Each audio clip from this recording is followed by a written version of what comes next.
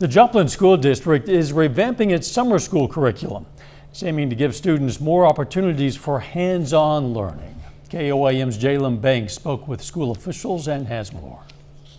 Summer school throughout the years has not always been something to look forward to, but Joplin School District aims to change that. Students K through 12 will have more learning options to choose from, ranging from robotics, agriculture, culinary arts, and many other things. The program will also feature 2 hours of each day centered on hands-on learning.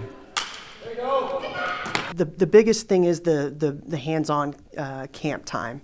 Because we're devoting 2 hours every day to it, and the excitement that we've seen from teachers and from students, the attendance is going to be higher. We're going to have I think the overall atmosphere is going to be, it's going to be more fun this year. Nathan shared that not only are students and parents excited about the new summer program, but teachers as well. And one of the cool things is our teachers were really excited to do it too. And when our teachers are excited to get in and teach, the teaching becomes more authentic, and so kids get excited about it as well. And so it just provides an atmosphere that's going to be fun for everybody. Enrollment for the summer program is up 400 more students than it was a year ago, and school officials hope it continues increasing. In Joplin, Joplin Banks, KOAM News.